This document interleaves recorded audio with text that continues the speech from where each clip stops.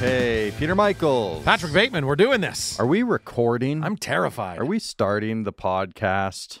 Okay, fine. Let's start the podcast. The road, the stage. Can we start it? Can we start again? Communal Creative Studios. No, no. Terrible. Why? It was terrible. What was terrible? Just the way you said Peter Michaels. I didn't feel it. Actually? Yeah. Fucking with me right now. Peter Michaels. That's better. That's what we're looking for. What's going on? It's a day. It is a day. It's a We were day. just talking about how we've had many days and we have many days ahead, and sometimes it's hard to find out which day it is. They're all kind of blending into each other and a little confusing. This has been a great, was set up to be a great week. We did have one show that ended up not happening this Snotty week. Nose Res Kid stranded in Revelstoke, British Columbia. I mean, we're here to talk about the road, the stage, and sometimes it happens, and they got some car problems that seemed like. shut them down. But you know what's cool is that they actually, in their being stranded at in Revelstoke, they set up a free show last night. Oh, did they? Yeah, I didn't see that. Free show. I think they announced it at I want to say 3 or 4 in the afternoon, and then maybe a bit later, and then I think 10, maybe it was 8 or 10. Anyways, they set up a free show at some place in Revelstoke, and it looked pretty bumping. We one time we traveled to Billings, Montana for a show to see an artist. Mm-hmm. Who's that artist, Pete? I don't know if we need to get into details. Actually, I'm not. Is it not who I would assume it to be in Billings? I'm not shy about it. No, that's not. It's not my typical white buffalo. It was George Strait. Right. Yeah. He was like a major country star. Major country star. One of the bigger ones. And I love my older country, so George is it. And so he hadn't toured Canada in forever. This is in the 90s sometime. Right. Get into Billings, and one of the people we were traveling with comes to our hotel room at the first thing in the morning. The show's been canceled. Oh, shit. What? Yeah, his trucks got stuck in a snowstorm in Wyoming. Oh, okay. And they couldn't get everything, so the show's canceled. We drove on. I'm like, you're telling me it's country music. He couldn't just find an acoustic guitar. Yeah. And another truck. Or something to go ahead and perform. So it's very cool that Snotty Nose. Yeah, I'm glad they did. I was really looking forward to that show. I got really into their album over the last few months. It's killer. It's really, really well done. And they did say that they'd make it up to Red Deer one of these days. So yeah, because there's not a lot of other people doing what Snotty Nose. Not doing, in this right? country, it seems. No, not on their level anyways. But and then Monday night we had a show at Bose, which was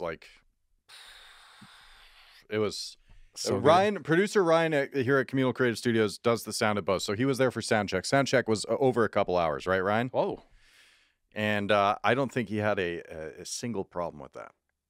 Really? Sound check itself was because normally 2-hour sound checks are, we don't like 2-hour sound check. No, but when you're when it's watching, the best description of the night was Ryan said that they put on a clinic, which is exactly like.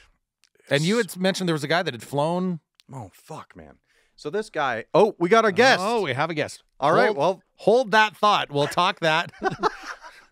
We got our guest of today's episode, and he goes by Nils. Nils from the Rural Alberta Advantage. Hey, man. How's it going? Just turn my video on.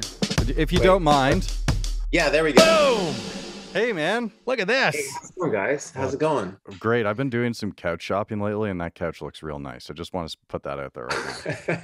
It's a very, very old futon. But my mom made the quilt. My mom made the quilt. There's lots of musical notes and stuff on it. Oh, that's very cool. That's sweet. Yeah. Paul will be coming. Cool. He's usually a minute or two late. That's all good. We can talk more about the decor in there. That coffee table looks pretty sweet too. Is that that is a live edge? I was just gonna say. My fiance, her dad made the hairpin legs, and then we just got like a live edge type thing from the Home Depot, and sorry, can you stained it, that sort of thing. So I feel stupid. What's this live edge? Well, like a single slab of wood? Is that what it is, or? Yeah, sometimes it'll have like the actual bark still on it. We kind of chip that away, but it's got the actual side of like the tree like a rough edge. I understand. Yeah, rough edge. That'd probably be it. All right, I learned something very cool today. All right, well, and that's the podcast. Thanks for joining us this week. Oh, Paul, thanks for joining us. It's been a real pleasure. I like to come in after Nils has done the heavy lifting. So we're just talking. Sounds tables. like perfect timing. Talking tables. That's what this podcast will inevitably turn into one of these days. Yeah. We're just making sure we are all good here on our end. Paul, welcome. How's it going, man? Good. How are you guys doing? Real good. We're very excited to talk to you guys. What are those growlers you have? Well, one of them is highlighting Beau's Barn Stage, of which you are very familiar. Yep. Yeah, absolutely. And the other is one of our sponsors, Sawback Brewing Co. here in Central Alberta. Cool. Is there like, so I don't know if I knew this when I was there. Is there like a Beau's beer, like an actual Beau's beer? Yeah, there's been some different collaborations, but actually Sawback and Beau's right now have a citrus sour ale that they've teamed up on. Oh man. Yeah. Yeah. Are you guys into the, are you like, you into the exploration of craft beers, especially? Very much so. Yeah. Yeah, but our Beau's rider is going to get a little more specific, I think. Now. Beau's, honest, as far as I know, Beau's only deals in craft beer now. Oh, that's amazing. So there's lots of exploring to do. So Peter Michaels is the expert, actually. I'll ask what are your favorite styles? What's a go-to? Let's say a good pre-show beer. Well, I think Paul's the one to go to because I got to cut out beers before shows. So yeah. I live vicariously through Paul when we get to go to all these amazing places like, let's have our local beers and stuff. And I'm like, what's it like, man? But well, yeah, that is true. And it is sad because we had so much fun in the early days, basically sampling beers together. Although now we live for the last night on tour, which is where Nils plays the last show and then gets to let loose with it. Just obliterates last call. He's the first one off the stage. That's it. Get me to the beer. It's so good. Exactly.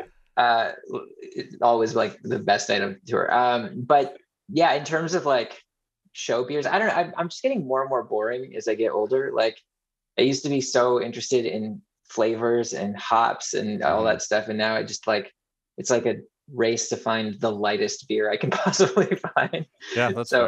Yeah, it's kind of sad in a way, but I still like to be surprised. Like even though I'll never go for it, I like to have someone thrust some delicious beer on me and force me to try it because those are happy moments when I actually enjoy them. You're a surprise me kind of guy. Is that how it works? Well, no, I would never seek it out, but sometimes you just have like some dark beer provided to you, whether you ask for it or not. And in some of those moments, I actually really enjoy it. Well, there you go. Okay, well, Sawback has an India Dark Ale, so if you guys find your way back to Red Deer, which I'm assuming at some point will happen, we're hooking up. I'm super excited to come back to both. That's good. Yesterday we received a link to a certain album, a certain EP. Amazing. I believe it's called The Rise, and it's really fucking good. So thank you for making that beautiful piece of art. Now, you guys can't see like who's actually listening in the links behind the scenes, can you? Or like many times. Or how many times? That's because it would be very embarrassing how many times I've gone through a few of those songs. Oh, or like I feel like there was a time before where I think we did have the link on SoundCloud and we could just feel like we could see like all the plays off the top and then just sort of like, no, like maybe it's for the best that we don't see those things. Oh no, that's so weird. That's so you've already done some damage. We got it less than 24 hours ago. I am gonna say I was a little disappointed because September Snow, which is track 6, did have a few less plays than some of the other songs, and I really enjoyed it. Yeah. So I may or may not have listened to that about 6 times in a row just to help it get back up with everybody else.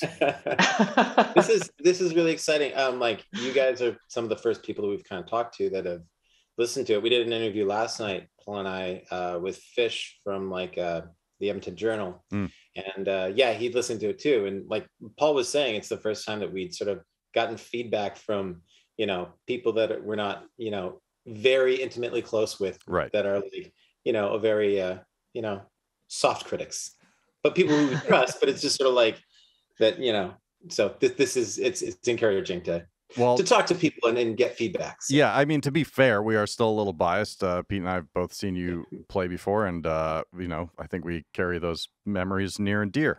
Definitely, it's fair to say. We'll get into a few of those. So yeah, but I mean, I just to echo that though, like the fact that you guys have seen us and actually like us, and that you are not disappointed, like it actually is really nice to hear. So, have you guys? When was the last time you played a show that you felt you didn't like?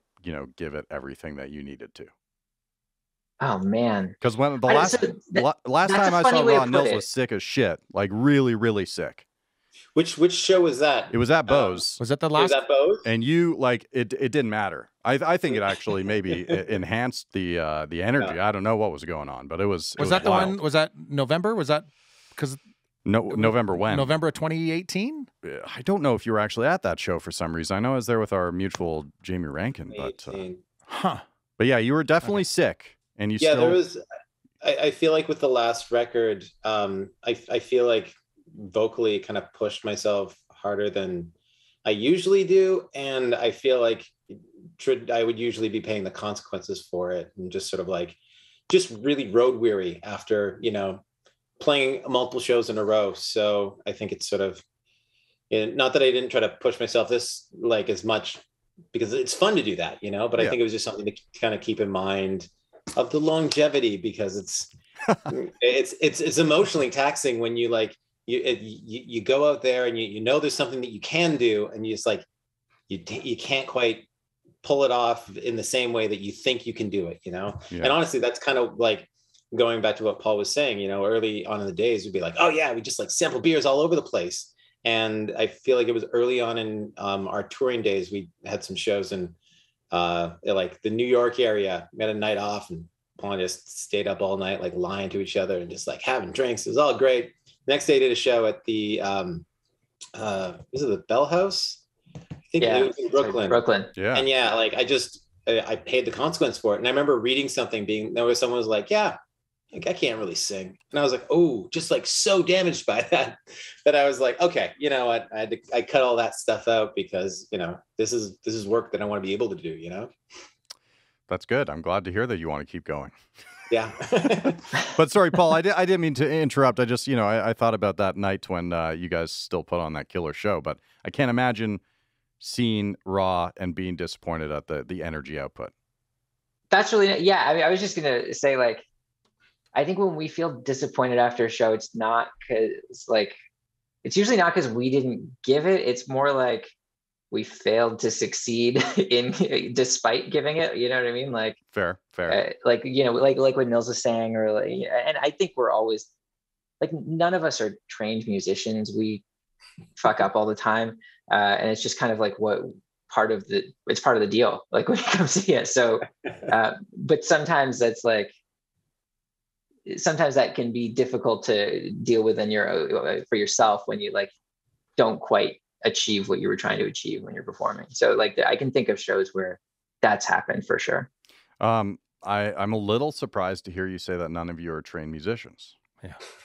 I'm a little surprised. I mean that. We're all self-taught. I think we're all self-taught. You know, that's Yeah, So, we're students of it. But. I think I had assumed that Paul had done some serious schooling for percussion. That was my assumption. I guess not. I don't know if I actually even have a question here with it, or just to gush over Paul's drumming techniques. And I've told so many people that even if you're not totally into the music of Raw, like just go and watch Paul drum, because there's nothing simple about what you do. Like it's not ever just a simple beat, man. There's fills going on all over the place. Where did that come from? How did you kind of develop into that style? That's really nice. I mean, I guess it is kind of like being like I played in the high school band. That's the only kind of training I ever had. But like, you know, I don't know. I'm part of the Toronto drum scene, and I can tell you, like, most of the awesome drummers I know in Toronto went to like Humber and studied properly, and you know, do the work. And for me, the version of that was like in my parents' basement with headphones on, listening to like Led Zeppelin and failing to play along, you know, and because I couldn't do it and I didn't have any formal training to learn how to do it, I would just do whatever I wanted to do. Yeah. And I think like that was, so, I mean, I think that's part of it. And then, you know, I had the fortune of playing in a high school band that just had some incredible people in it. Like LP from Mastercraft was in my high school band. Wow. Jordan Kern, who plays with Deer Rouge, like just like people who just happened to be incredible musicians. And we were just in a high school band together playing. You weren't going to like a GTA art school, or? No, I just went to a regular public school. Right. But yeah, we just happened to come together and I think really inspire each other. And, you know, and LP in particular had some just wacky, crazy drum ideas that got in my brain. And kind of, showed me like usually all these different people. You should be listening to Steve Shelley from Sonic Youth and all these people that were just like doing things in a little bit of a different way. We had Braids at Bose on Monday night from Montreal. Are you guys familiar with Braids? Yeah. And I've been a big fan of theirs for a while, but I've never seen them play. And it was fucking crazy. And their drummer, Austin, I got to talk to him afterwards. And he was just like, I don't know if I'm assuming maybe he was using a click or something, but it's just like, it was just perfection from beginning to end of driving everything and no mistakes, no faults. And I get talking to him. I'm like, man, like, where'd you learn to do that? Oh, I went to McGill. Oh, okay. I see. I understand now. This all makes sense. Yeah, it's so true. Yeah. I always think like, man, like maybe it'd be easier if I knew how to do it properly. I don't know if you'd have the same passion for it though, because like I was in the beginning process of pursuing music post-secondary, and it didn't exactly work out, but I don't know if I would have appreciated being stuck behind a timpani for 10 years.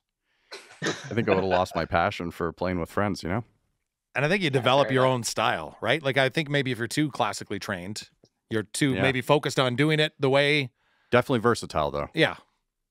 Anyways, it's an absolute treat to get to watch you, Paul. That's the point of everything. So yeah, all three of you. So The Rise is once this episode releases, The Rise is out. Again, congratulations. How long have you guys been sitting on this? Well, pandemic stuff really slowed things down, just in terms of, our vibe. I think if anything, the pandemic really showed us that the thing that happens with us has to happen with the three of us in the room together. Oh, okay. Kind of working together. Because we tried, we played a show in Hamilton at in September of 2019. And then we're going to like take a couple months off. That was the plan. Do some recording and then, start mapping out the next year. And when the pandemic happened, it was just like, we were like chatting over Zoom and stuff, that thing that we learned about then. Yeah. But we weren't really seeing each other, and we were like trying to demo at home, which we'd never done before. And it wasn't working out. And it wasn't until I think it was June of 2020 that we started, feeling comfortable enough to kind of hang out together and play in an open air space and bounce the ideas off. So it's like things kind of ground to a halt. Oh, like we're not super we don't churn out the music. We sort of like labor over the songs and kind of like meticulously go through them. And we needed that to kind of hang out and do that together. So all that to say, I think it was last year that we had, gotten to a point through the different waves of getting together, demoing stuff, where we're like, okay, we're good with this. And then we got together with a friend of ours, Gavin, who recorded it. And I think we started recording in October. So it was like relatively quick for us to get at least these 6 songs out.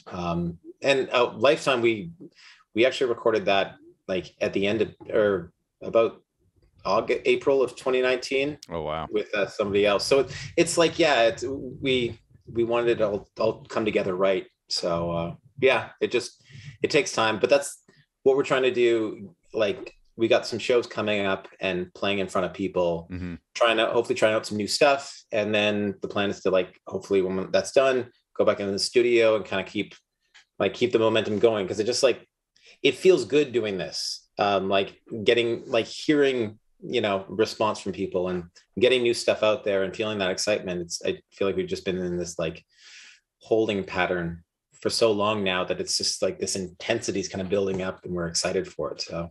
And the plan is there to just keep things going, right? So to record it and release it as fast as you possibly can. Because I don't know if most people know, but sometimes an album gets recorded and it sits for 8, 9, 10 months or more before it actually gets out to people. But your goal is to get in, record it, and get it out as fast as humanly possible.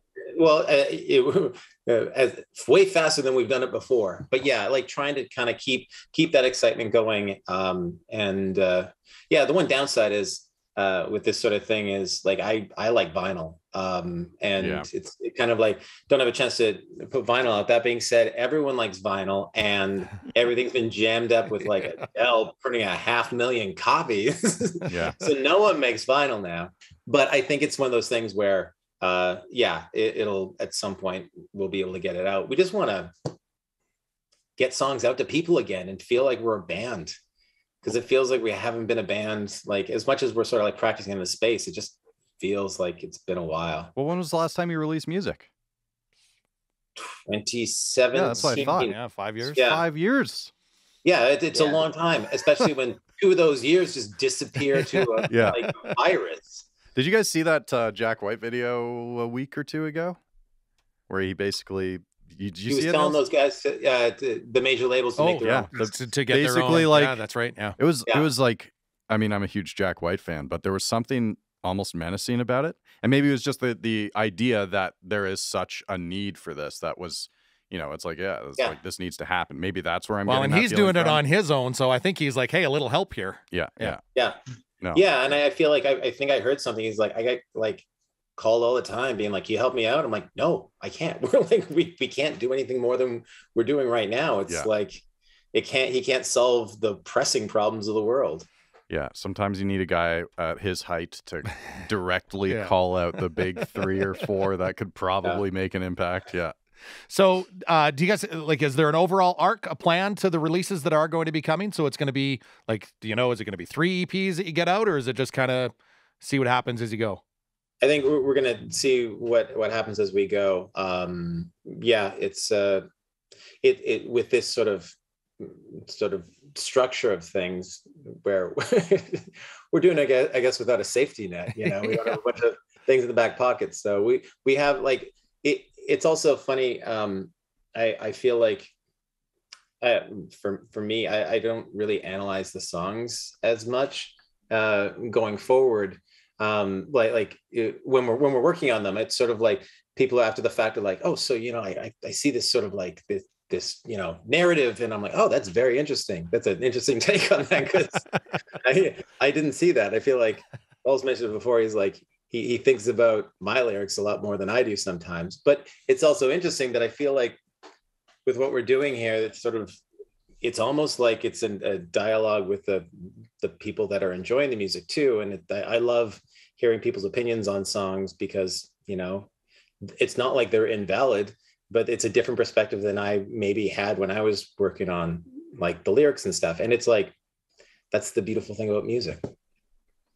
So are you, like, when you're breaking down what you offer to the creative process, lyrics specifically are not priority number one? Is that kind of what you're saying? Is that oh man, you're hitting a great. Then now this is the chicken and the egg sort of thing. I feel like for me it's always there's always this sort of the melody is kind of first and foremost, right. And it's sort of trying to find a mine and an emotion. Sometimes there will be one lyric that kind of jumps out and that everything kind of ends up built around. Mm-hmm. It's kind of like, I don't know how to describe it. Like I've described it once as sort of like dousing for water or something. It's just sort of like, you got to be ready for it. It's going to happen at some times. But lyrics are something that I labor over a lot, and leave it kind of to the last minute, much to Paul's chagrin, because his parts are very much written to the lyrics. And so one of the benefits of all this pre-production stuff that we were doing beforehand, Paul was like, don't you change a goddamn syllable. I played to this. I've settled on this for 4 records. This is the rhythm, and you are singing to that. How's his impression of you, Paul? Is that pretty much accurate? Is that? Yeah, actually, we were talking about Nils doing impressions before. That's exactly right. I probably said those exact words. It's because, like, Nils actually, like, his lyrics are great because he uses words that have interesting rhythms built into them, and I think you hear that through these different melodies, and they kind of go through all of. He has these like long melodies. There's not usually like a quick little catchy hook. It's in a verse, at least, it's a long arc of a melody that you have to get through the entire verse to really fully realize. And so, like, rhythmically, they all tell a story. And then, what part of the fun is like finding a beat that fits this word rhythm and word cadence that he's come up with. But then if he changes all the words at the last minute, it's like, it's gone. It's totally different thing now. But anyways, it's part of the fun. I honestly think that like one of the things that makes it so fun for us to play together is the amount of change that does happen in the songs over the time that we're writing them. So like all of these songs that we're putting out on the Rise, you know, this is, I think in many cases, like the 10th or 20th iteration of the song. Like it's gone through such a journey itself to get to a place where we finally feel really good about it. So those changes are great. I just, the frustration Nils is talking about is another enjoyable part of that process. Well, you guys have been doing this long enough. It doesn't sound like it's making too much of a negative impact on the band chemistry. No, we're an old married throuple at this point. We know all of these things. We can predict all the fights we're going to have in advance. Oh, that sounds magical. When it comes to the lyrics and you're writing about, again, Uranium City, you're writing things about like the Edmonton tornado or the Frank slide. Do you have resource material? Will you go and kind of research some of the history of the places that you're singing or writing about, or is it all just straight coming from your own experiences? It's very much sort of drawing on like memories that I have and like just different events. There is no reason for me to remember about Uranium City. Yeah. Like, I don't know why, as we were working through that, it was just sort of like, oh yeah, it's just something that rolls off the tongue with this sort of like Uranium City. And it just kept showing up in this lyric. And I just keep going back to it. But yeah, there's absolutely no reason. Like if it wasn't for the fact that my mom's uncle lived up there and we visited when I was like a little kid, which I only remember hearing about, I don't know if I would really remember what know about Uranium City. It's all these sort of little things I feel like, and sometimes going back to those lyrics where you need something to latch on to. I feel like a lot of times, sometimes I'm trying to, the biggest struggle is sometimes I'm just wrangling words and I'll have a melody that works, but then trying to find the lyrics for it, I need to find the emotional heart to it. And I feel like with the song with Lifetime, I seriously felt like I was having that. And for some reason, partway through writing, I remembered like a high school English teacher telling me about the short story from Sinclair Ross called Lamp at Noon. And I hadn't thought about that I don't want to date myself how many years I've been out of high school, but a very, very long time. And I don't know why I remembered it, but there was something about some of the lyrics that I was sort of, playing around with that were kind of just seeming to appear. And I went back to that story and kind of drew a lot from that. So it's weird the depths that your mind will go sometimes and what it can pull out. Because I thought some of those synapses were long dead. Yeah, that's wild. That's your memory must be crazy. Is your memory as good on tour? Oh man, Nils, I don't know if it's the fact that he doesn't drink on tour, but like he has an encyclopedic memory of shows, people we met, like the color of the walls in the green room at some random venue. Like he remembers these incredible little details. So sometimes Amy and I will be like, Nils, tell us about this show from back then. Well, like to walk down memory lane. Yeah, they joked that I was going to be their biographer when it's all said and done. One day we'll ask Nils to tell us what our life as a band was. And you're not writing this down in some giant dusty tome? No. It's I remember there was one time we played a show in Scotland, in Glasgow, and I think we've maybe had two. At the time, this is our second show in Glasgow.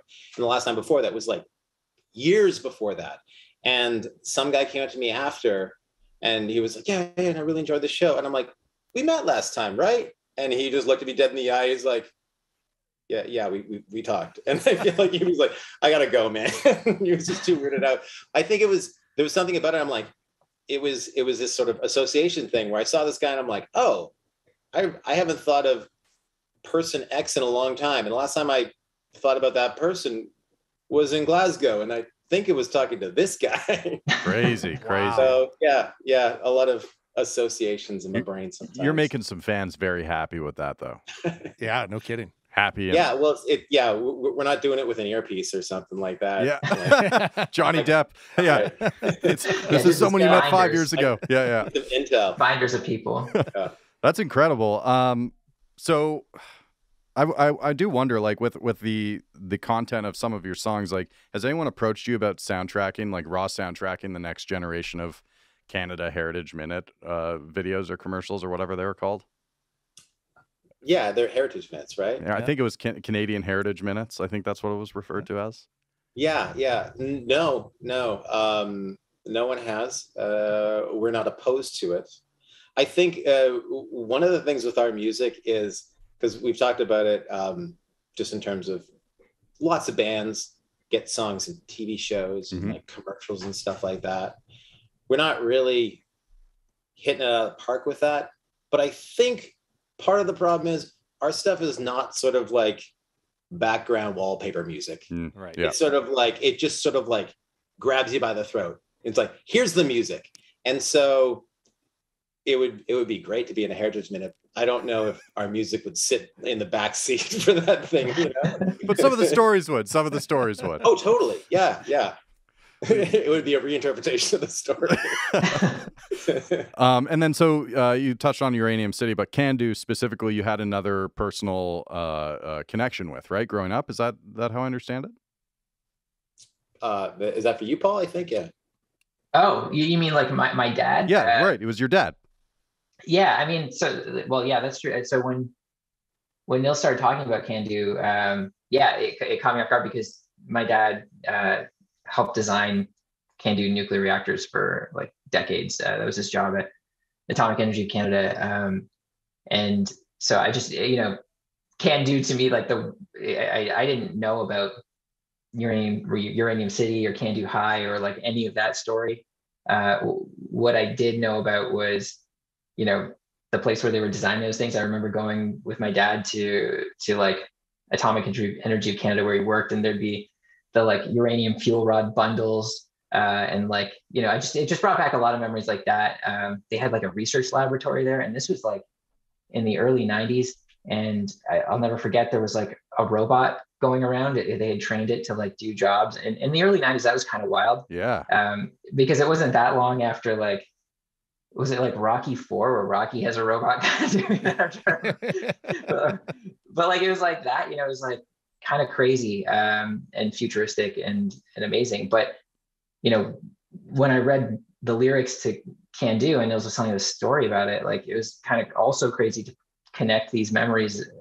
When I was with my dad in the 80s, seeing him at work doing that, there was this town falling apart on the other side of the country that had been built around uranium mining. Anyways, it just sort of like made me realize like there's these crazy connections that you don't really think about.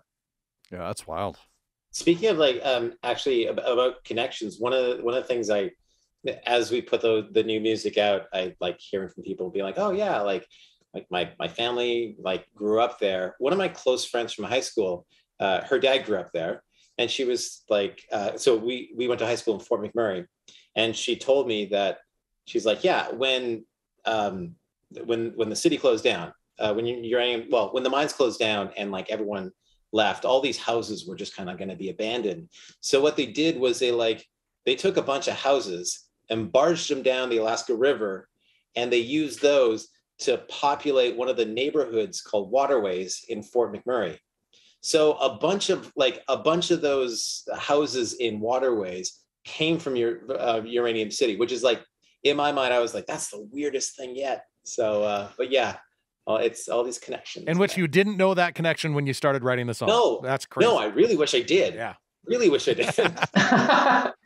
Well, Can-Do too. It'll go on the next. But no changes. No changes. Yeah, no changes. No, it's done. We're gonna Kanye this thing. Yeah. You know what? Let's just change. Yeah, just the new raw media player. Only place you can listen to the revised version of Can-Do. That's hilarious. Yeah. Pull the record. We'll pull the record right now. So the EP's also got a great song that as soon as I started listening to it, just thinking about life on the road and what it's going to be like for you guys getting back. So Three Sisters is another phenomenal track, and I love the opening line. If correct me if I'm wrong, but it's lightning grips, the highway strips. Yeah. Which just, I mean, that hooked me in right away. And obviously, so Three Sisters is the mountain range. Is that the reference?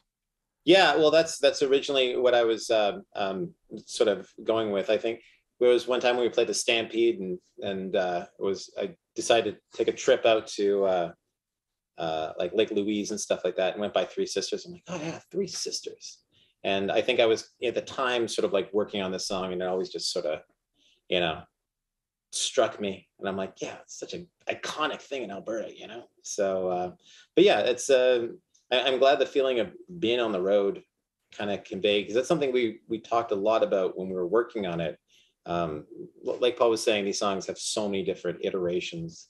Not sure if we actually played that song in Alberta at one point or another in a different version of it. But yeah, it was very much sort of like trying to convey that idea of, you know, whipping across Canada. The memory that I specifically have that sort of, you know, brought about this sort of song was when we were in about 2010, we played in Vancouver for the Winter Olympics, opening up for City in Color. And we left Toronto going up to Thunder Bay, because we had a show up there, and then cross Canada, making our way to Vancouver. And if you're not familiar with Northern Ontario, there's like two ways that you can go. One goes through Sault Ste. Marie, and the other one goes, it takes a little bit longer, and you go through Kapuskasing. And a coworker of mine was from Thunder Bay. He's like, do not go through this. Do not do it, man. It's winter. Never know when the snow's gonna like get you, and you'll spend way too much time. Like go through the Cap. We're like, okay, sure.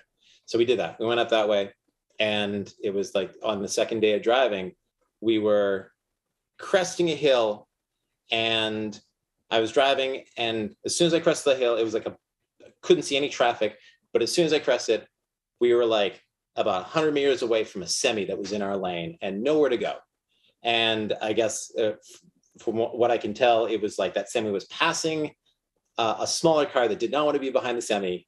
And so we were just staring head on into a semi. And somehow I managed to like kind of ride the shoulder for a bit and get around it. But it's one of those things where we're like, holy shit, 10 seconds one way, we would have been dead. We wouldn't have, nothing would like, anything that we have achieved in the last 10 years never would have happened, and we would just been erased. And it's just sort of like that feeling. I don't think anyone talked in the van, just the three of us for like an hour. We were just sort of like, what are we doing? And it's like those moments on tour are like, those are the scary moments.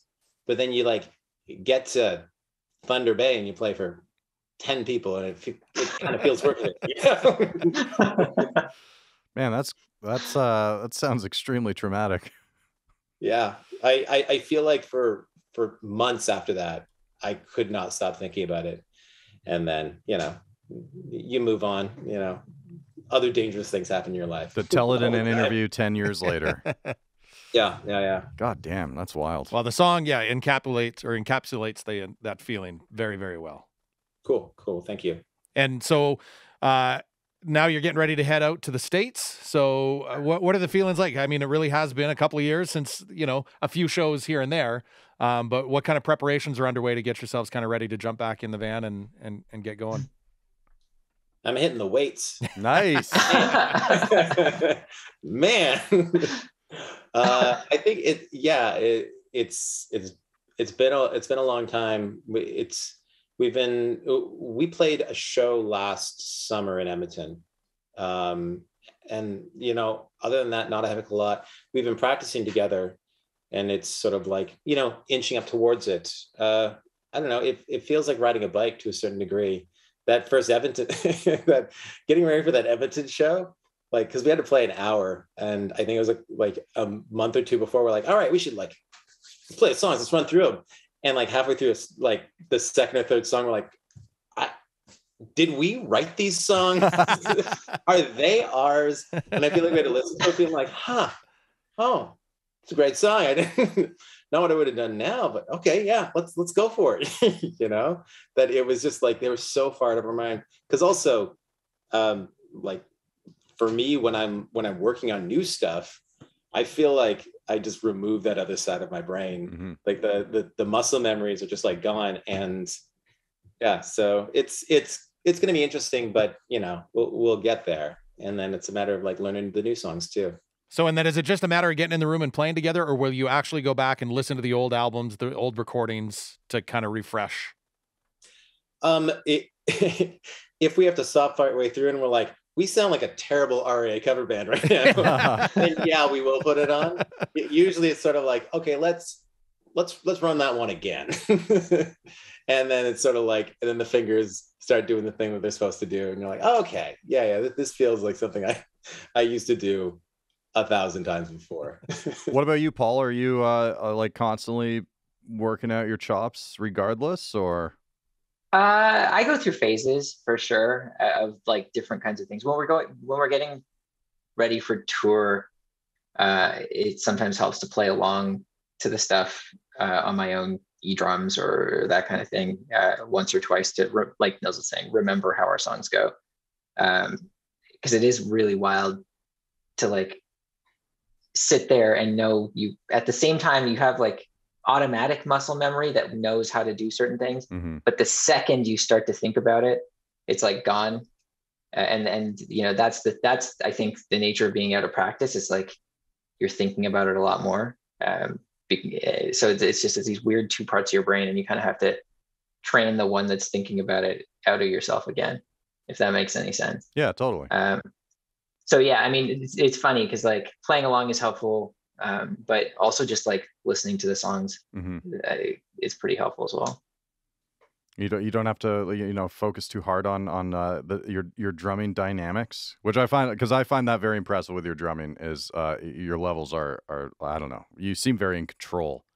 Oh, thanks, man. Everything, and like that's why I wanted to know if you're a trained musician, because you seem extremely practiced. That's so funny. I always feel like I'm on the verge of fucking up, basically. Like the entire set is that. So that's a really nice thing to hear, that I'm hiding that really well. I think the one thing that I'm most nervous about for these shows coming up is like, I haven't had to yell consistently for an hour for multiple nights. Yeah. And so that's the one thing I'm like, oh, I have not done that for a long time. So that's the thing we're gonna, as it gets closer to tour, being like, all right, we need to have like multiple nights in a row where we practice, and right, I kind of blow my voice out so I know what to avoid. Yeah, because that's the thing that I was really susceptible with, especially on the last tour. So your vocal cords are either like really rested or like brittle, and we just don't know which one it is. I've got a glass throat. And I'm assuming you're not just every day spending an hour doing that in your own home, Nils. Oh God, no! Yeah, no. The neighbors would kill me. All right. And Pete wrote here that you recently got engaged. Yes. Congrats. Yeah. Thank you. It was. Is that like on social media or something? How is that ever? Pete? I got connections. Were we not supposed to? Was I not supposed to mention that? No. It was in a. There was. I mentioned in the video. It was an Instagram video. Oh, nice. Okay. Yeah, the nerd video where I made a pedal timer. Yeah. So, right, okay. So it's funny. I was telling. So I still work at the radio station here in Red Deer. So I was telling our engineer about your little concoction that you built up there, and he's like, "Well, I'm pretty sure he could have just gone and bought one of those." Where's the fun in that? But where's the fun in that? Yeah, you can. And I did get it for Christmas, and it was like this big. Oh. It was so massive. It would be the biggest thing on my pedal board. It would take up a quarter of it. It would be so ridiculous. Like the fact that I play an acoustic guitar and put it through like just pedals in general, people are like, what are you doing, man? This is ridiculous. And if I had a big effing clock on there, like, is this a joke? So yes, I did look at that. That was something that I could purchase. It was purchased, and I took it back to Long McQuaid being like, this is stupid. I don't need like the big world of Mario where everything is obscenely like large or something. Yeah. Some bands have teleprompters in front of them now. It's just a different variation of a teleprompter. Yeah. And it would be perfect if it was like either I was potentially blind or it was like across a stage. But if it's down by my feet, I just wanted something that is just small and compact. And also I was like, after I realized that the thing was too big, I was like, I've got a degree. I went to school. I can make this. I should be able to make this. So that's why I had the fun little, playing around. Right, and well, that video is where the fiance thing slipped. Oh, so we okay. won't go into it too much, but it's just, sorry, it's totally fine. Nils is just like one of the most private people I know on the planet. So it was just really funny to me because that kind of, anyways, yeah, that's all. So not going too far into it then, just so you haven't toured in 2 years. How does planning a wedding go with all the tour? We're like, honey, no, we can't do that. We're in, oh no, we can't do that date because we're in. How do you balance it? Well, fortunately, with all the stuff in pandemic, we were sort of like, we got to get ahead of this because there's like a tsunami of people that haven't gotten married in like 2 years. So we picked things like really far out. And once that date was picked, then we're like, okay, now I can write a record. So fortunately, a lot of stuff has been kind of like planned around that. That being said, I had this plan, or my family, because they don't often come out this way because they come out of Toronto, that they were going to stick around for 2 weeks, something like that. Maybe, make a big trip out of it.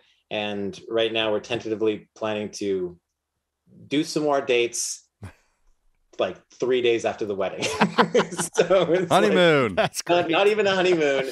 It's sort of like, all right, back to the grind. I'll see you back in 2 weeks. Yeah. So it's funny because I was telling her about it today, and I was like, yeah, I think there might be another date that's tacked on there. Yeah. So I might be leaving on the Wednesday right after.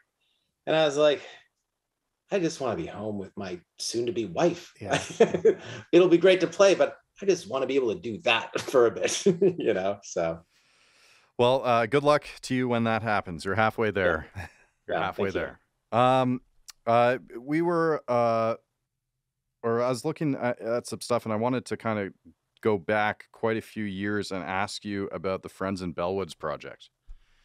Oh, wow. Because, are you familiar with this? Yep. It seems almost more relevant than ever. Yeah. Ain't that the truth? Especially in that neck of the woods, right? Are you guys still connected with that community? A good friend of mine was the cellist in Obiju. Okay. So I feel like, I see some of those people every now and then. Right. Actually, it's funny. Gavin, who recorded the most of the EP, he's the one that recorded the acoustics for the second one. Okay. That I did. That they called it Rough and Tumble, but it's actually Barnes Yard. So, it's funny. I feel like we were on tour. We're like, yeah, so we just call it song Rough and Tumble, and I was like, well, it had a name, but whatever, who cares? And on the first record, we recorded with the drummer in Obiju, James. So yeah, I feel like we're still connected to a certain degree. That being said, that was 13 years ago. I want to say it was 2010 or 9 or something. Yeah, something like that. So for context, you guys were involved in this. It's a compilation record for charity, right? To try and benefit the local or the Toronto Food Bank. Am I correct in that? Yeah, and I'm not sure if I think it was. I don't know who specifically in Obiju. I think, was it Ryan? Brian was part of it that was spearheading the food bank, or was it James and Casey? I can't remember who exactly, but at the time, like, we hadn't done any recording. They're like, do you want to do this? And we're like, yeah, we'd love to. So that being said, we're all a lot older now. So some of those bands don't exist anymore. But I think a lot of, I see a lot of people in different, things, because I think Germans were on the first one, at least. Yeah, that's true. And Leon did the last 2 records. I just constantly have seen people. We're marching on the compilation too. Probably. It was a long time ago. Yeah. I like we found something to test the memory, though. Yeah, test the memory. You got to go back. Now, were you guys living or spending a lot of time in, I'm assuming Bellwoods is referring to Trinity Bellwoods in Toronto, right? Yeah. Most of the kind of the nexus of Obiju, there was a house on Bellwoods. Is it Bellwoods Ave? Yeah, the one that's Yeah. next to the park area. Yeah, and it was a show house in like the mid 2000s, and they'd have basement shows all the time. I feel like that's the first time I saw Baja play, and Great Lake Swimmers, the Acorn, like all these like great bands, and just playing in the basement. It was just like such a fun place. So I was very appreciative to have stumbled upon that the other day, because I completely forgot about Timber Timbre. Oh yeah. Like, yeah. I listened to that so much. It was so unique, just like so dark and beautiful, but I completely, it slipped my mind for the last like probably 6 or 7 years. And Yeah. it was nice. Nils put it on our rehearsal space the other day. Oh, really? Yeah. One of the songs, "Oh Messiah." It's Yeah. something like one of the first. Dude. Oh, it's such a great song. And that is insane. Like, I remember when they were kind of labeling years and years ago, before I think even before Neon Bible, but I think Arcade Fire were originally kind of labeled Baroque pop. Yeah.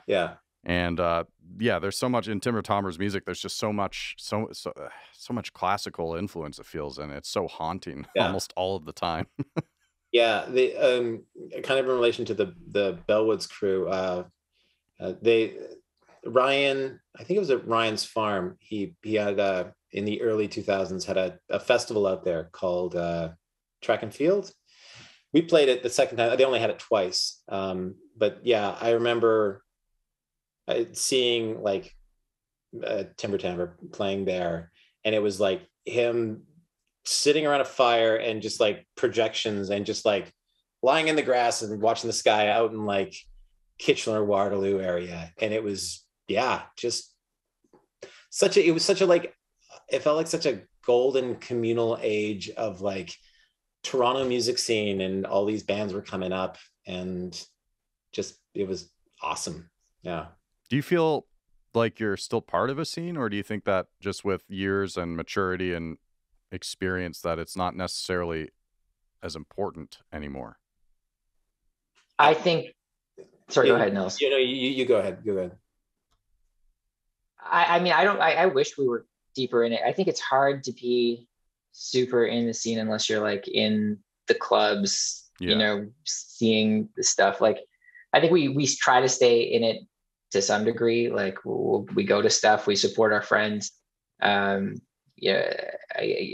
like get involved with stuff. I'm involved with an organization called Long Winter that puts on just unbelievable festivals through the winter. You guys do a lot of those fucked up shows. Is that the same thing? Well, so yeah, exactly. Mm-hmm. Well, so yeah, it was started originally by Mike from Fucked Up and some other people. Holochuck? Yeah, that's right. And so that was the origin, and still involved. And they played, but it's just like there's such an energy, and what it makes me realize is, though, my point is, like, we're not deep in that scene, because like, I remember when we were, and you'd be like playing all these clubs. You play a ton of shows in Toronto every year, for one thing, and you'd meet a lot of people that are in the scene trying to hustle the same way as you. And there's just like a different energy, and I'm sure that's still going on, but I don't feel as connected to it as we used to be.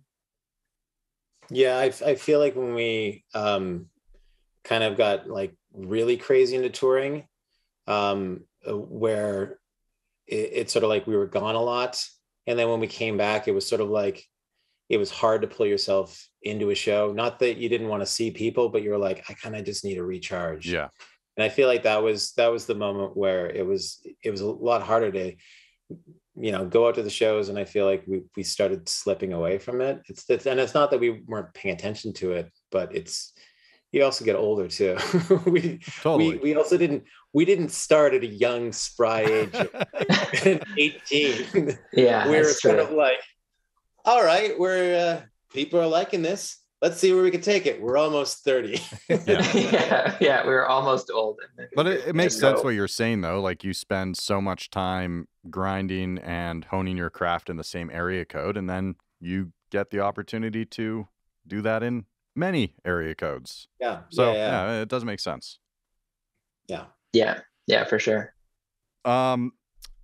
Yeah, that's crazy. I can't believe 5 years, 4.5 years. I was looking at it earlier. I think it was like September 2017 or October or something was when The Wild came out. But Yeah.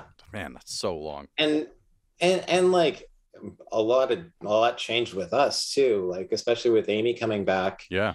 And whatnot. It's sort of and let's not even get started with pandemic, but it's like, yeah, it's crazy how just like that much time just in a way kind of evaporated. Mm-hmm. So, you were talking about that Edmonton show in, was it September you said? That Together Again? Was August. it the Together Again? Yeah, oh, is that, yeah. The socially distanced outdoor festival? Yeah.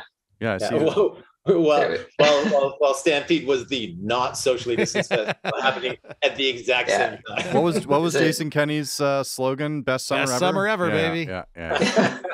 Yeah, that was oh boy, definitely interesting tale of two cities in that moment. Because you did play Stampede and Together Again, right? No, you didn't. We only played Together Again. Oh, okay. We were on team social distance at that moment. But it was, that was interesting. I mean, like at the time, because we hadn't played a show, it was like anything is better than nothing. So, like that definitely felt great to play in front of people and have that experience, because it'd been so long. But at the same time, it made you realize how weird the moment was, because like everyone was ordered to stay in their designated picnic bench area. Yeah. It was so funny with that festival too, because it was great. They had like, it wasn't like they were like, okay, everyone just sit here and then we'll figure out drinks, I guess. No, they had everything planned out where it's like QR codes, you like order through an app and then they bring it to you. However, I feel like there was no checks and balance of like preventing people from having too much, because I feel like both a good friend of mine and my brother-in-law got their like credit cards like shut down because like they tripped a breaker. Like both of them were, their bank's like, something is not right, sir. No one should be having this many drinks. It was like another round. That's true, actually. That they figured out something that I should have been kept for the future of every festival in the world. Like the fact that you could just order beers on an app and merch. You could order everything you wanted, like on an app. I mean, you think about the beer lines at any festival, and it's always just a nightmare. And it's like, okay, what band am I going to miss to go get a Budweiser? Like, but here it's just like, do it on an app. That's such a good idea. It was also super funny because like thinking about the merch thing, that we had like, it was a super hot day in Edmonton, and all of a sudden this sort of like this storm cloud just came through, and the temperature dropped like 15 degrees over the course of a half hour. And it's funny because our merch was all like t-shirts, hoodies.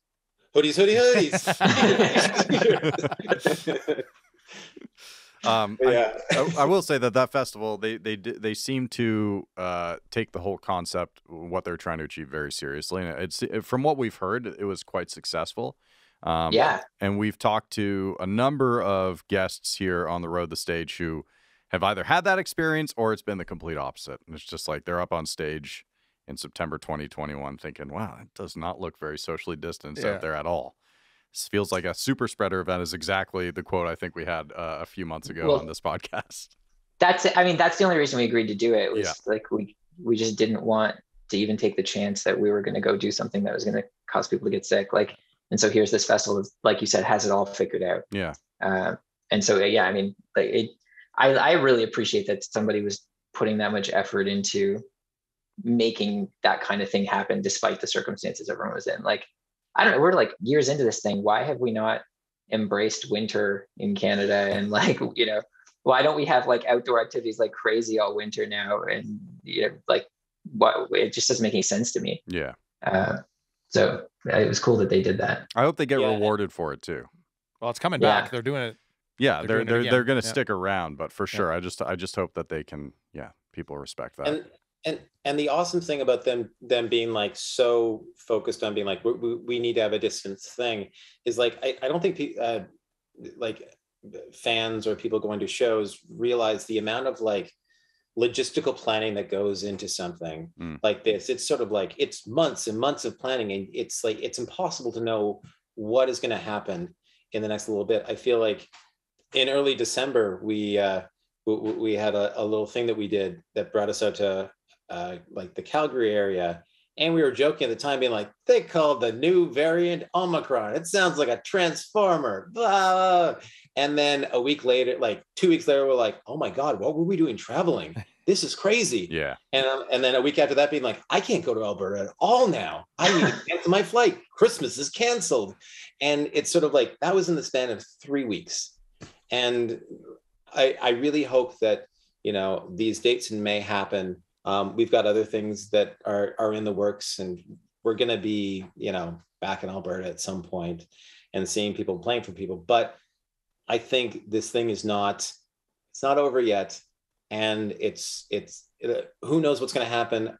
I'd like to think that it's less peaks and valleys and just more like a little bit of rough sailing for a bit. But yeah, that being said, we put out music and we're still planning to play it. We're hoping it's going to happen. It's going to happen one way or another, and it'll happen eventually. That's what matters. That's what matters. Yeah. I do have a buddy who's flying out to Red Deer from Toronto to see. We have a Cancer Bats Comeback Kid show at Beau's at the end of April, hopefully.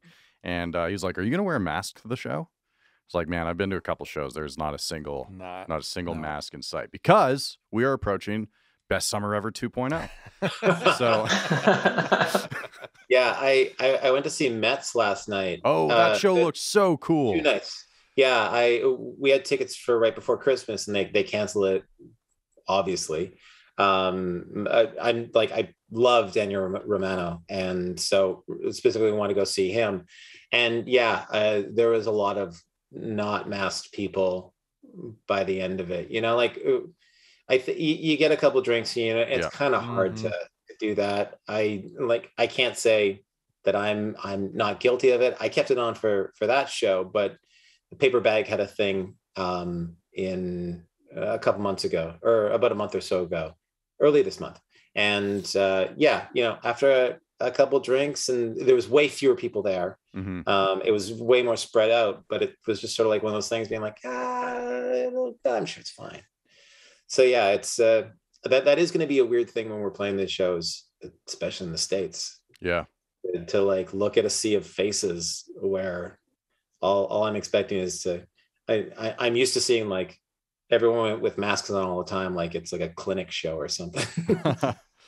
So you saw Mets. Was that where was that show? Was that at the Horseshoe? It was at Lee's Palace. Yeah. Okay. Was that the Nova Twins opened up for them, or because No, Daniel Romano. Maybe that was a different show in Toronto. I saw footage from another show in Toronto last night. I think that looked like it was fucking popping off too.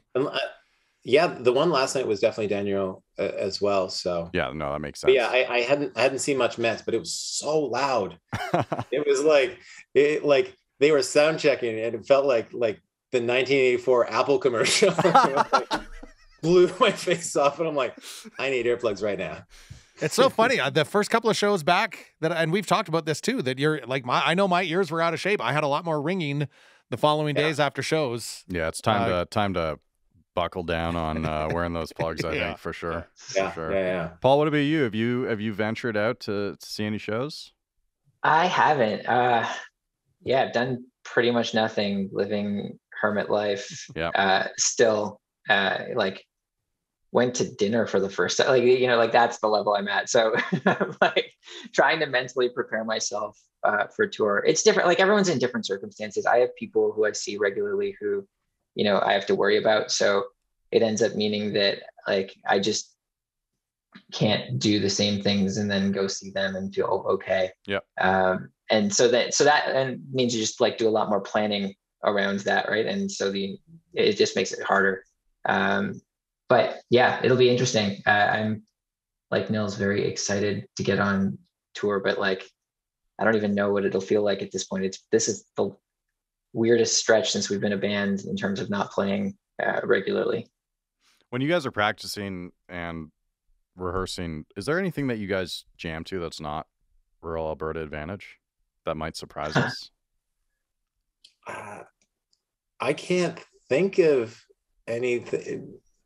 No, I feel like at some point we might play a song and we're like, you know what, this sounds like this thing, and then we sort of like crappily work our way through it, be like, well, that just sounds like a bad version of somebody else's song. Let's make it a better version of our song. But yeah, no, I don't know. I'm blanking on it. I don't know if there's. Yeah, I know it's true. Like, we kind of started as a 50% cover band because we were an open mic band to begin with. Okay. And so like in the early days, we would play a lot of covers. Nils would just come up with stuff, his own take on a lot of different kinds of songs. And I think as soon as that was no longer required of us, to get the free beer and food at the open mic night we were hosting, we just stopped and like didn't look back. Do you think fondly on any of those? Because it's something I wonder, because you're such a unique sounding band. I just can't imagine what else you guys would play. So like, what kind of covers are we talking about? Eye of the Tiger is one of the ones, and that's where that kind of came from, because when we were first starting out, we were like, we only have 40 minutes of music and there's a lot of people here. We need to play at least an encore. And I would play that, and we played it in Omaha, and our record label's like, I think it's probably twofold, being like, we need more from you guys. And that was a good song. Why don't you record that when you go back? But like Eye of the Tiger, ABBA's SOS was one that I did. Wow. As a band, I feel like early on, if we did covers, a lot of them were sort of like Canadian ones. So like covered Canada Geese off Coke Machine Glow, which fucking love that record. Okay. And we covered a Leonard Cohen song, Lover, Lover, Lover. It's off New Skin for the Old Ceremony, something like that. One of his earlier records. But yeah, I feel like, I don't know. There's a lot of different things. Oh, that was another one. I used to do solo Littlest Hobo theme. Oh. That was a killer moment. I will believe say. that. Don't want to pat myself on the back, but it was like, oh yeah, heartstrings. Oh, that's good. That's really good. Pete? Question I've always wanted to ask, and a little bit of a heritage moment for the Raw. I'm thinking by the time I started seeing you guys, the encore from Terrified into the crowd singing into you guys coming back was already set in place. How did that get started? Where did that first begin? Where you guys are finishing with Terrified, the crowd continues the chant, and then you guys come back on stage and pick that up. Where did it begin? Where was that show? I'm remembering, because we were like, I remember the moment the first time we did it, because it was just like organic. The crowd kept going, and we were like backstage being like, okay, like let's go do the encore. And we had this conversation, like, let's just pick it up and start playing again with them. Yeah. But I can't remember what city that was in. Yeah, I can't remember. In my mind, for something, I want to think it was like in Edmonton or something, but it might have been. That being said, we have a lot of moments in our songs where there's like very simple ooh melodies, and I remember early on, I think like probably our first tour, or like maybe that tour where we were that's almost died, and we played in Winnipeg. And I think at the end of the show, maybe we closed with Frank or something along those lines, or Death Bridge. And I remember after, people were like doing just oohing the line as they were walking out. I'm like, oh, I think there's something here, man. So yeah, I don't know when the genesis of that moment kind of first happened. Like, that being said, it's not that we sort of mandate it happen, but whenever it happens or something, we're like, oh yeah, let's do this. So be hard to manufacture something like that, I think. Yeah, I feel like we did a show in Spain where I think we ended the set with Frank, or there was some moment where like in Frank it ends and the crowd just like, we're like, no, we are going to do the thing more, and we're kind of like, okay. And here we're doing more of it, I guess. Okay. And yeah, that was a great moment. it's so amazing when like there so much of playing shows is this sort of like interaction between the band and the audience, and it's sort of it's that interplay. And as much as we go out there and we like kind of give it our all, it's like sometimes if you're throwing it at a brick wall, it's sort of like it's hard, and you can only give so much. But when it's like when there's these two amped up forces, the audience and the band, that just creates something that is just, it's an amazing thing to be a part of. And it feels even cooler to be 5 feet up and seeing it. Yeah, I remember when we started playing Brother, and there's this like little vocal tag right before the chorus. And the first few times we were out there playing it live, after the record came out, you weren't doing it live. Yeah, like the lead into the chorus. And I remember after the first like show or two, I was like, they're all doing it. Like, you have to do it because everybody is singing that part like the loudest thing, and it wasn't even happening. Anyways, it's one of those things that I think exactly what Nils is saying. Like, that feedback is crazy. It's like a really crazy connection to have with people. Yeah, that's for me what makes the most magical nights. You nailed it right there. It's 50-50. When the band is right into it and the crowd is right along, those are magic. And that's every time I've witnessed that Terrified moment, it's just chills every time. That's one of the most beautiful moments ever. Thank you. And one day soon, we're going to get to do it. Date and time and place, we will get to experience again. Before you guys go, I'm dying to know if you have any new music recommendations. Anything you've been spinning lately that you'd oh man, want us to keep an ear on? I'm a big fan of the Walkman. Okay. So I've 2 records ago that it's not a new thing. Like Hamilton Lighthouser and Rostam had a great record, but another one of the guys from the Walkman. I can pull it up here because I was just listening to it a little while ago. Walter, do you have any ideas, Paul, of stuff you've been listening to? Well, I'm like looking for this. I'm like so boring because I just go back to the same stuff over and over. So it's not like. Well, what's been catching your ear lately? Sometimes I'll have a conversation with somebody and then that'll cause me to go back to something. So I've been listening to that last Mount Erie record a lot because Nils and I were talking about it the other day. And then I'm like, okay, well, I got to put that on 100 times. Like, it's just, stuff like that. That's just, I don't know. I get stuff stuck in my head and then I just want to listen to that over and over, and then move off of it and forget about it for a few years. No, that's a good habit to have. This means it's good music. Yeah. So sorry, go ahead, Nils. Yeah. So it was a record. It just came out this week. It's called "The Bear" by Walter Martin. Okay. And he was one of the guys from the Walkman. And I was listening to it. I'm like, yeah, there's like some of the sonic textures in there. It definitely reminds me of like those records. And it's, I don't know, just kind of, there's very like, just listening to the lyrics, it feels really like personal, and it's great. Another one that I came across it on Bandcamp. It was like a Bandcamp album of the day, and I was like, oh, this is really great. And then I realized that Saddle Creek put it out, and I was just like, had no idea. But it's a girl from, I think she's from Montreal, Adalia. Yeah, is that one word? 2 words, Adalea. Okay. And it's one hand on the steering wheel, the other sewing a garden. And yeah, I just like, I think I read that she wrote a bunch of it at one of those like Banff retreats. Okay. And stuff. But yeah, it's really great. That came out last year, but that was one that I really enjoyed. So cool. That's some great suggestions. Thank you so much. Yeah, no problem. And obviously cranking up The Rise. Yes, The Rise out now. And goddamn great. Well, thank you. We're looking forward to people hearing it and whatnot. So yeah, that must be nice. We're recording this the night before it gets released. So anything like, what do you guys do on the day of release? Is it like we go to our day jobs. Yeah, and we're just regular Joes having a coffee.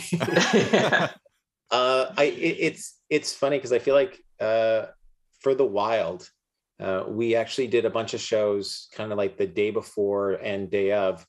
Like we did some unplugged thing like in Vancouver, and then we flew to Edmonton and did a thing at like Blackbird, and then did a thing in Calgary at Blackbird as well. And I remember like Paul and I were talking about it, and it was like, that's like the first time I've actually, like, on the day of a release, actually I got a chance to like play some stuff and have fun and do those awesome things. Most of the time I can't remember. The one time that we were on tour was when Hometowns technically came out in the States. So we'd put it ourselves, over a year before that. But then Saddle Creek put it out.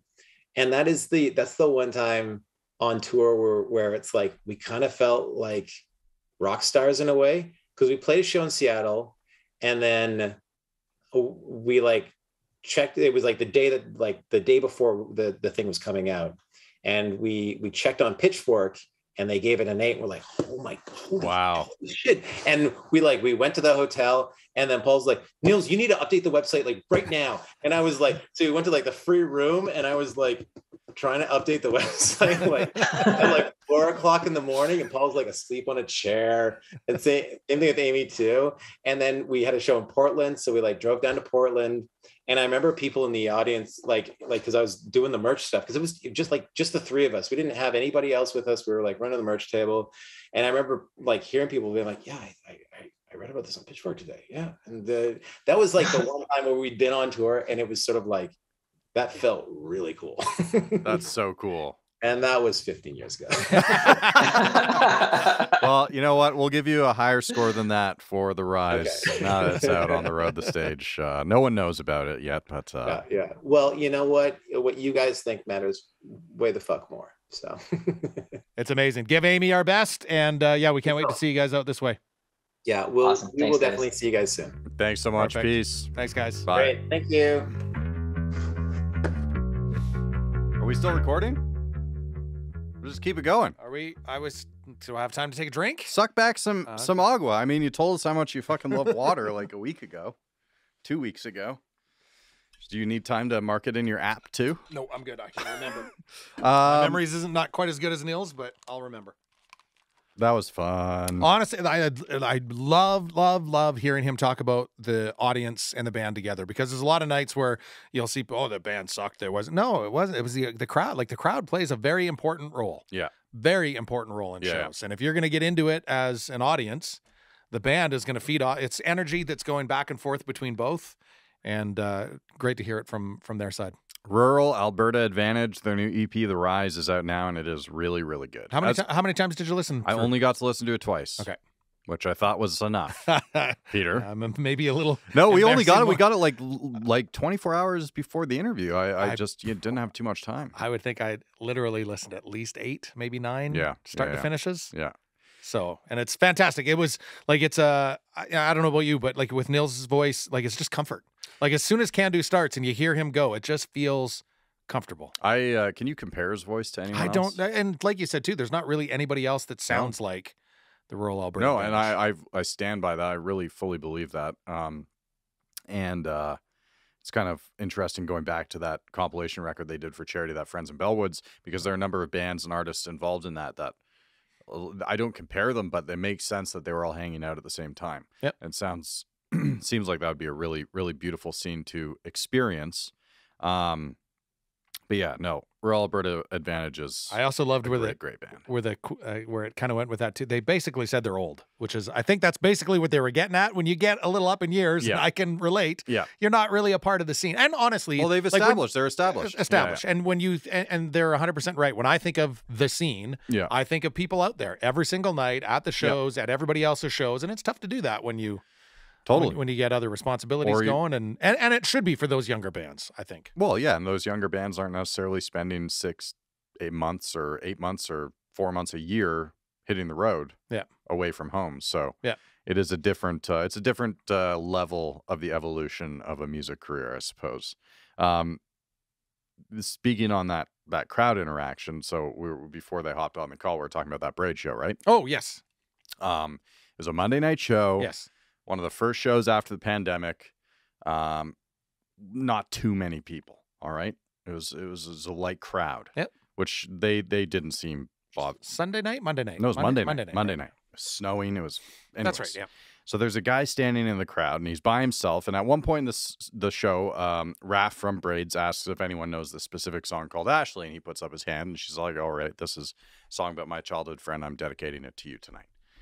And I look at this guy. I'm like, I'm going to go talk to this guy because I have a feeling that him and I share some musical interests, and maybe he wants to go to a show sometime in Red Deer. That maybe is, he's here by himself. So I go to him and I'm like, "Hey man, like, where are you? You driving from? Where are you from?" "Oh, I flew in from Portland."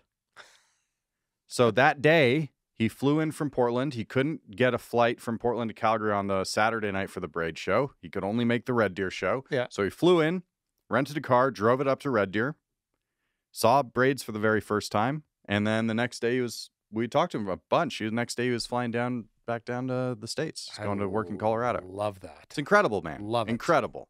And he basically he had a song dedicated to him and got to just stand there by himself appreciating this amazing, amazing set. It was very cool. I'm pretty sure we've talked about it on this podcast before, about if you're a fan of a band and you're going to fly or make a trip to go and see them somewhere. Yeah. This is a pretty good place to do it. And he did say that. He was very happy with Bose as a venue. And yeah, wouldn't be surprised Have you ever done if we that? see him again. Just gone to strange city by yourself. Yeah. Yeah? Yeah. What? You seem like you're not No, proud of that. I'd be very proud of that. There was, I've never flown to go to a show by myself, but I've definitely in Calgary, there were a ton of shows that I went to by myself. And there were a couple bands that if they had shows between Winnipeg and Vancouver, I would. Would you go follow them have around. done that as like an 18, 19, 20-year-old? Or Yeah, is it, that's when it was. was that when it was? Yeah, Okay. yeah. All right. Yeah, totally. I mean, sometimes it takes you a little bit longer to kind of feel maybe a little bit more confident to go and do those things, but I know almost that's feel awesome. the opposite. I Yeah? almost feel like I lost my confidence as I got older. Yeah. Interesting. I think that was pot.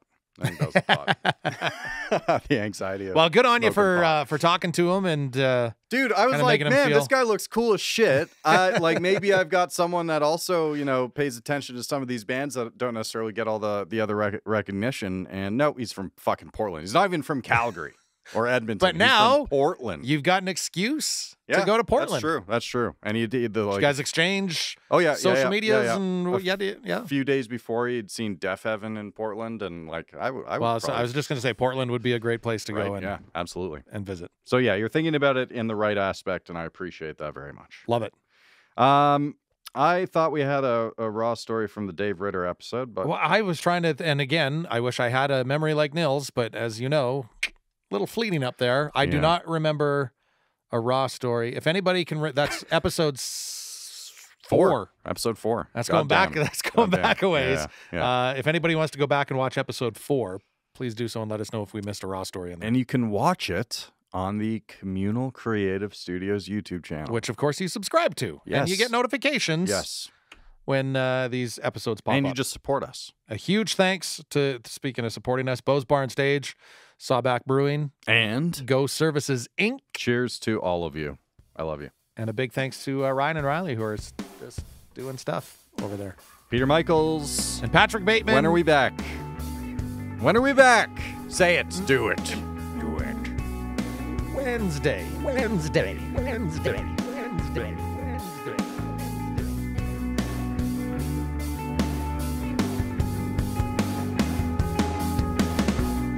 The Road the Stage is produced by Ryan Cooley and Riley Sur-Yin at the Communal Creative Studios in Red Deer, Alberta. In partnership with Go Services Inc., Sawback Brewing Co., Tourism Red Deer, and Bose Bar and Stage.